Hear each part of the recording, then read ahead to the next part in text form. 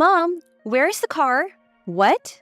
I quickly checked our home's key case and found that only the minivan key was missing. Anita, on the other phone line, laughed mockingly and dropped a bombshell. Because I borrowed it, of course, it's not at Helen's place. What? Immediately I responded.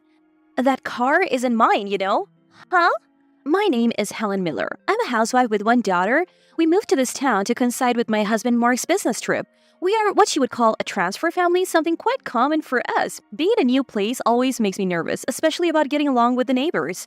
But the people here were kind and treated both me and my daughter Ava really well. In kindergarten, Ava seems to have already made friends, chatting excitedly every day with great energy.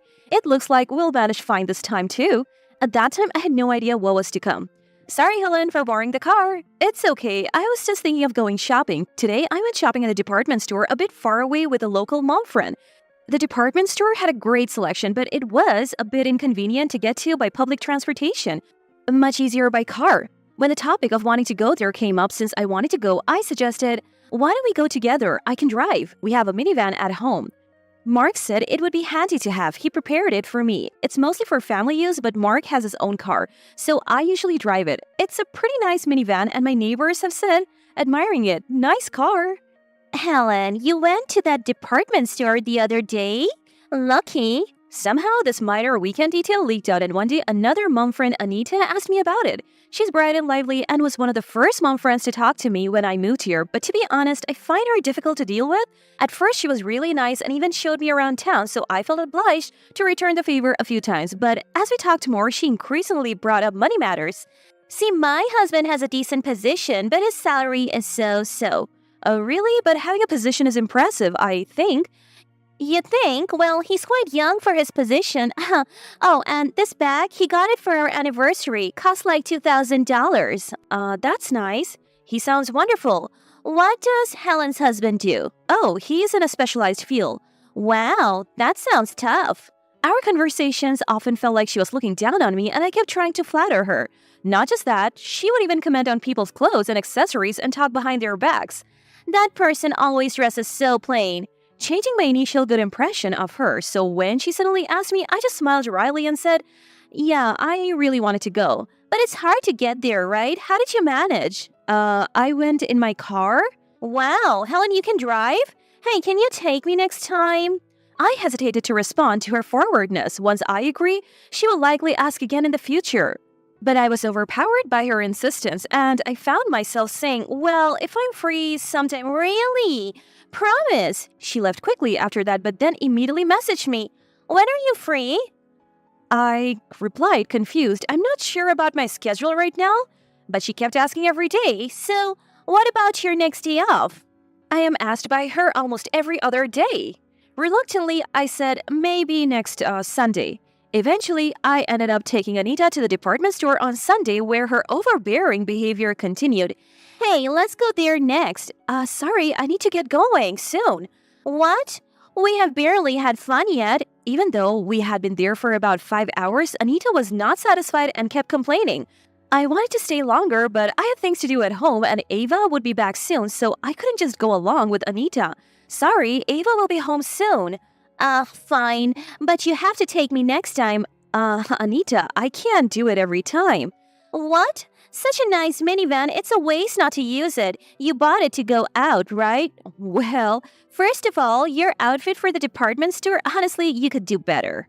Anita, frustrated that we had to leave early, spent the entire ride back criticizing my appearance and gossiping about other mom friends. My silence must have encouraged her because she started visiting my home frequently. Initially, I thought she was after the car, but her behavior escalated and eventually, my foot hurts today. Can I borrow your car? She said. I couldn't lend her my car, and I thought she had one too, so when I refused, she complained.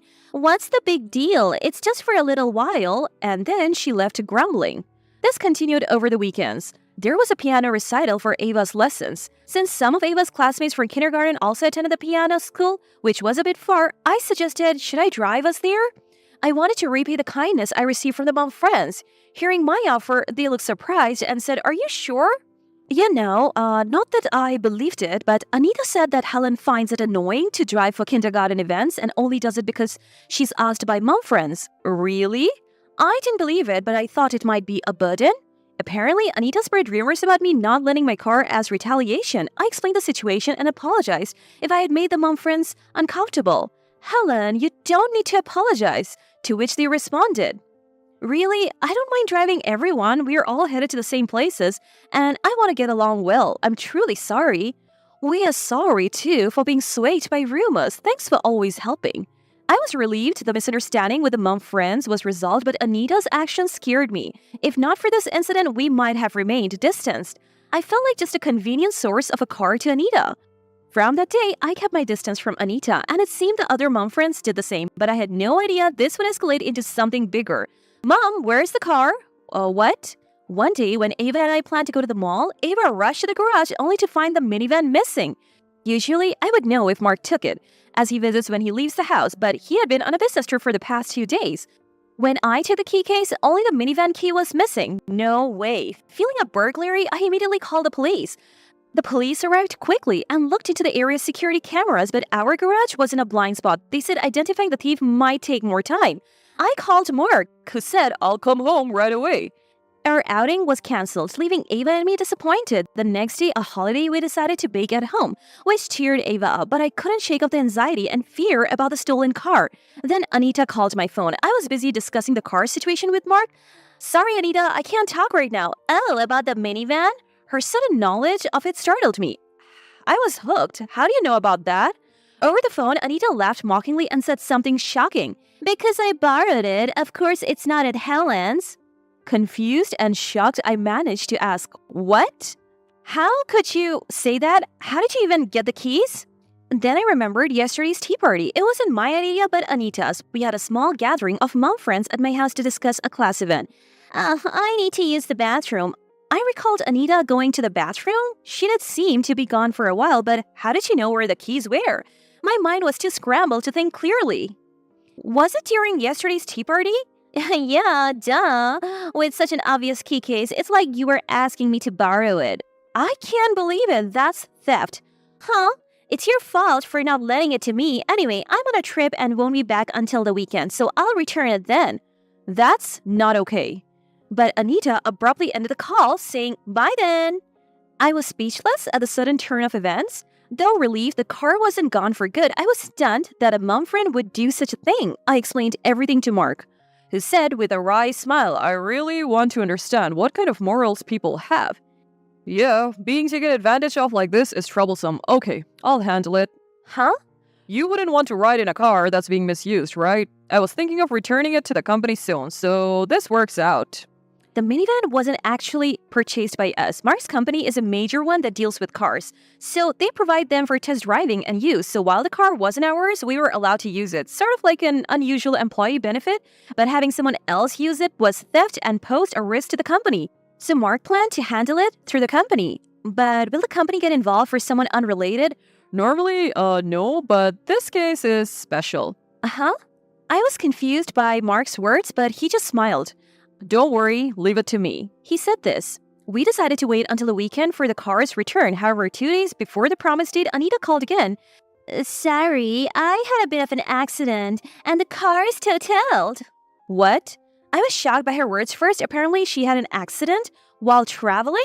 Fortunately, no one else was involved, but Anita had minor injuries. However, the car was severely damaged. Without any remorse, Anita explained, and I asked, You'll compensate for the car, right? Huh? I got hurt and medical expenses are high. It's tough with just my husband's earnings, and you still want compensation? Anita, who started all this by using my car without permission, kept making nonsensical excuses to evade responsibility. She was vague whenever I asked about her treatment costs and the car repairs. When I told Mark about this, she is really hopeless. He sighed. Anita seems to live well. Maybe we should talk to her husband? Oh, don't worry. I'll explain to him tomorrow. Uh-huh? Again? Mark smiled confidently. Leave it to me. Trusting Mark, I didn't say anything further. The next day, Anita and her husband Eric came to her house. I'm deeply sorry for my wife's behavior. I've also troubled the division manager, and I apologize. And that's why, if you overlook it, it's all good. You don't seem to have any remorse. Surprisingly, Anita's husband turned out to be a subordinate in Mark's company. Though he held a position as Anita said, Mark was a division manager, a rank above him. The division managers rotate every few years, and by chance, Mark became Anita's husband's superior after a transfer. Once Mark learned that Anita's husband was a subordinate, he tried to make contact at work. Consequently, this whole incident came to light. Anita had been falsely claiming that the accident was my fault. She said she was just a passenger in my car and demanded leniency for that. When Eric learned the truth, he was furious and immediately brought her to apologize to us. We'll definitely compensate for the car. I'm terribly sorry for the trouble caused. I'm not angry at you. It's Anita who needs to apologize. Anita, lost for words, suddenly became defensive and started shouting, I didn't know Helen's husband was a division manager. You've only recently moved here, right? Don't tell me you're lying. Hey, Anita. Besides, with a minivan like that, Helen must be rich. A little generosity wouldn't hurt, right? I immediately interjected, that car isn't mine. What? That car is provided by our company. It's not ours. It's a special vehicle for the company. What do you mean? Then our family too? It's a part of a special study at my company unrelated to his department. It's the company's car, not ours, so a settlement is out of question. Since you have no intention of compensating, we're thinking of suing through the company. What? Her face turned pale, realizing what that meant. Mark then confronted her. What you did is unmistakably theft. You sneaked into our home, stole the keys, and used the car without permission, even damaging it. That's beyond common sense. We'll discuss this with the superiors and consider the consequences. Wait, what's going to happen to me? Anita clung to Eric, but he, fed up with the whole situation, pushed her away. Anita, I can't deal with this anymore. We'll discuss our future at home. What do you mean, our future? Division manager, Mrs. Miller, I'm truly sorry. We'll compensate for the company car. All right, we'll discuss it at the office later.